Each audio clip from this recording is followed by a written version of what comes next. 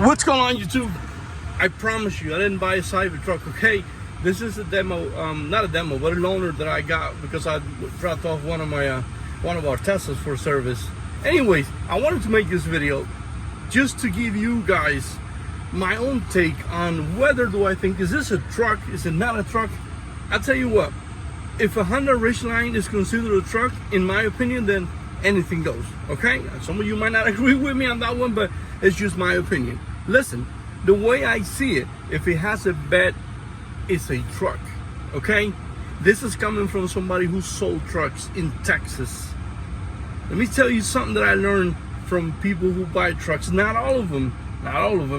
If you're a contractor, you don't need to listen to this part of the video, okay?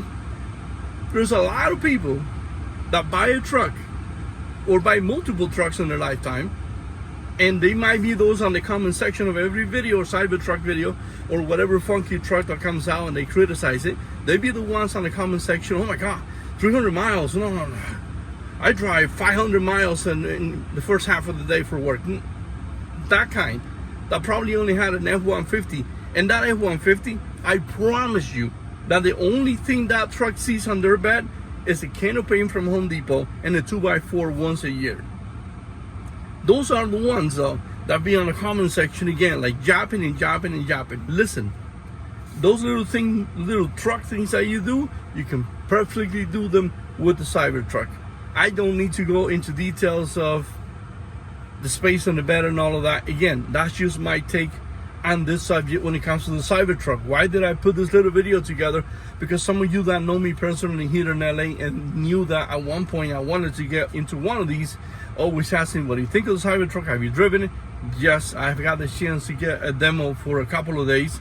And yes, I do have the experience, not like somebody that owns a truck, but enough to give you my opinion on it. That's the only funky thing I don't like. It's kind of small. But other than that, again, I don't care on the politics side about what Elon does or whatever. I'm not going to go down a rabbit hole. But I do want to remind everybody though, remember, you don't know everybody that's up on top of your favorite manufacturers, of your favorite truck manufacturer's plant. I hope you'll understand that. But again, I'm not going to go down that rabbit hole. And just, that's as simple as that. That's just my take on it. You want to do simple things on summer and you want to replace whatever you got right now, perfectly capable of doing it. If you're a contractor again, you should know better that you're not going to be needing something like this. If you're a contractor and you know you need heavy things, you should be looking at a heavy duty truck. Maybe if you tow a lot of equipment, you should be looking at a diesel. By the way, and ain't nobody at the dealership with a gun telling you you can't buy a diesel truck anymore, you can't buy a gas truck anymore. They're at the dealer, they're piling up at the dealer. If you sit there for half an hour, today was the June of 25, perfect time to negotiate, and you're gonna get a heavy discount out of all those trucks that people talk shit on the comment section saying, oh my God, they're overpriced. No, you know better. So again, if you're a contractor, yes, I respect your opinion. But some of you that supposedly are a contractor though, you should not even be looking at these to replace your gas truck or your diesel truck. You're free to do whatever the fuck you want. But I've noticed some people that call themselves contractors on the comment section of every Cybertruck video talking about this thing like, oh my God, they want to replace everything with electric. No, there ain't nobody doing that. That's just people talking out of their ass. Again, if you go to a dealership, there's plenty of diesel and gas trucks. That's what you need, and you should know better.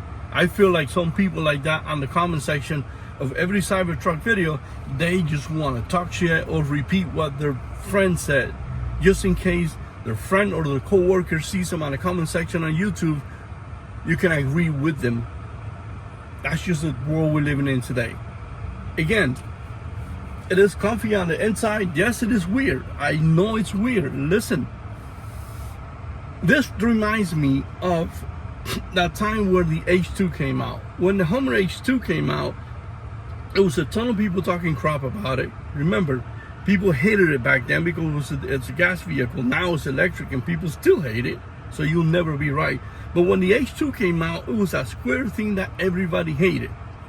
That is exactly what the Cybertruck reminds me. Look at this one. This one is really nice. I like that wrap on that color. So there you have it. That's just my take on this thing. Again, it is comfy on the inside. You've probably seen 500,000 videos on it. I got no complaints about the inside. These right here does bother me a little bit. If you never had to test that, it's kind of hard to get used to looking at, the image on the back of the on the back of the truck and the screen. But again, in my humble opinion, yes, it is a truck. Not the equivalent of a gas truck, or not the equivalent of a diesel truck when it comes to range. Yes, you can put whatever gas or diesel on a truck like that and go farther or whatever. But if you do the things that I mentioned a little while ago, your little trip to Home Depot, and you only get a 2x4 and a can of paint once a year for your little project, hey, this is it. So if you don't agree, or if you agree with my opinion or whatever, I would love to know in the comment section. See you on the next one.